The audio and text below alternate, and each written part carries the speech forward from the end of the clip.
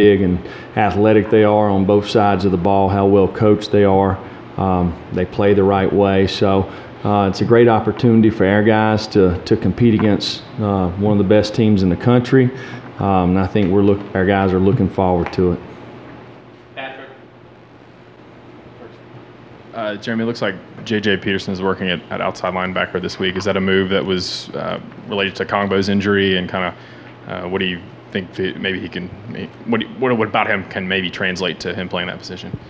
Well, he's a guy that, when we recruit linebackers, we like to recruit what we call 4-for-4 guys so they could play all four spots. JJ's a guy that physically could do that. Probably down the road, we foresee him possibly being an inside linebacker. But, hey, he's a guy that could play outside as well. So, with our lack of depth, that outside linebacker, we've given him some looks. He's getting closer to, being physically able to participate, but still got a long ways to go mentally wise, and that's understandable. Missing, primarily all of fall camp and the entire summer. So, hey, JJ is going to be a really good football player one day. As long as he works hard, does what he's supposed to do. He's got an opportunity to do that because he's got good ability. But we're just giving him an opportunity now to see if he could help us in any way. More than Steve. When you came to Tennessee and left Alabama behind, were there one or two things that you reached out to Coach Saban about and said, hey, what should I look for in being a head coach? What should I do? Just any advice?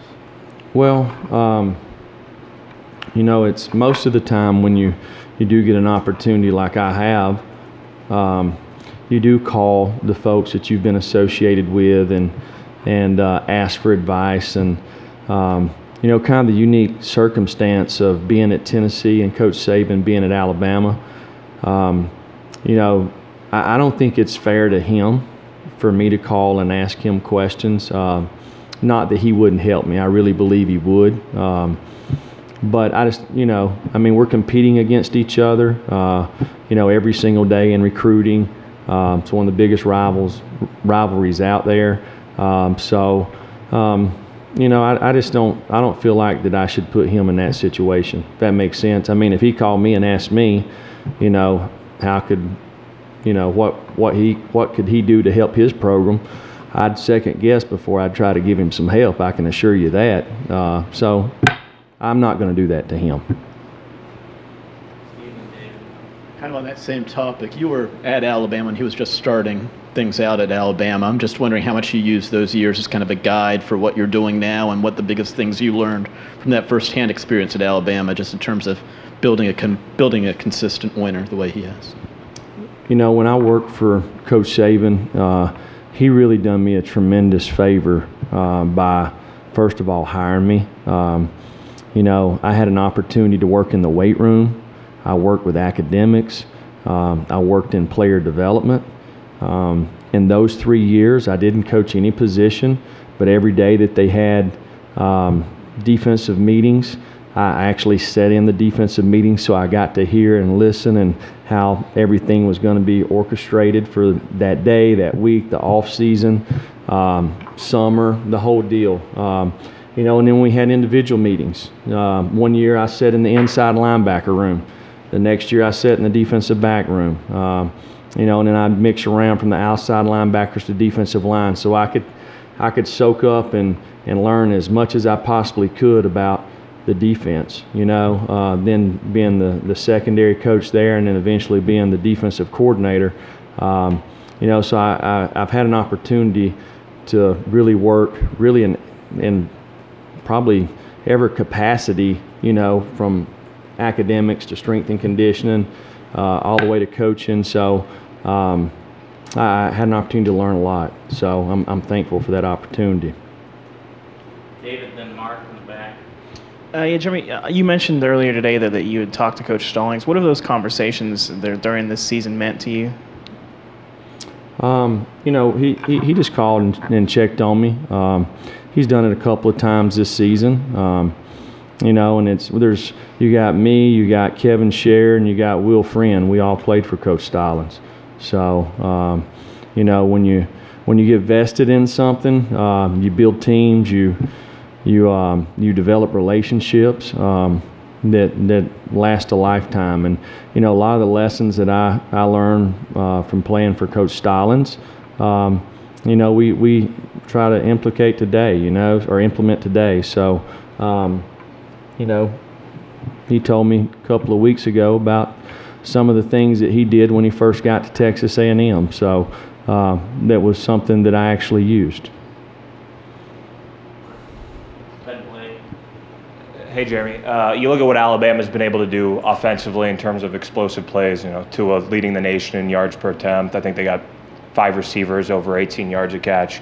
I'm sure you're limiting explosive plays. That's a focus every week. But does that take on any extra emphasis with a team like this that, you know, you miss one tackle and they can really burn you? You know what, as the week has gone and I continue to watch tape, I told Coach Scher before we went to practice that I was going to let him call the game this week. And I was just going to watch and let him do it. So, but these guys they're really, really good. I mean, they're explosive. They can break tackles. They're physical. They're lots of complete football players.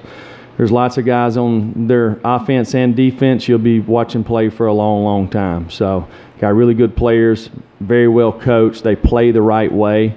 So, I mean, we'll have our hands full for sure. Blake and Jesse. A few guys, Jameer Johnson, Dominic Wood Anderson, Micah Abernathy. Do you have any better idea of their availability for Saturday? Well, I'm not going to give Alabama exactly who's going to be able to play and who's not, but all those guys are working hard to get ready to play. I think they already have enough advantages on us. Well, just not doubling down on that, but Riley Locklear has been back at practice this week. You know, how has he looked after missing a couple of weeks for the knee procedure? Well, I mean, anytime you have a little scope, it takes a little while to kind of get your conditioning back and really your confidence. I mean, Riley's fine physically, but you got to develop confidence and get back there and strain a little bit on some big men. So he's doing that, and I think if we needed him to play, he could play. Coach, coming off of a SEC win, what have you seen from your guys in terms of energy, focus, and practice this week? Well, you know, our guys have really worked hard every week. You know, we've improved our practice habits. I think they're having a little bit more of an understanding of kind of the standard, the expectation that we're looking for every day. You know, so I think this has been another week that we've improved. It's not just on Saturdays we're looking for improvement. We've got to do it every day. If we're going to improve on Saturdays, we've got to do it every single day. And I've seen that this week.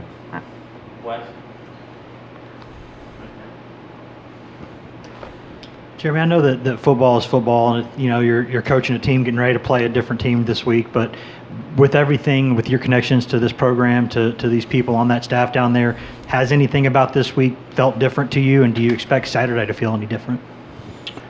You know, I think everybody that's in the business that we're in are competitors. You know,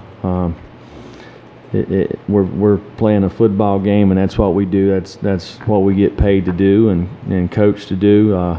So obviously we're going to give our all to be at our best. But kind of the way I think all of us are wired, it wouldn't matter if we were, you know, pitching quarters or playing cards or whatever. We'd be trying to beat each other. Jeremy, as you've looked at this team, is this the best team that you've ever studied on tape? You know, I would say through 6 games, probably is.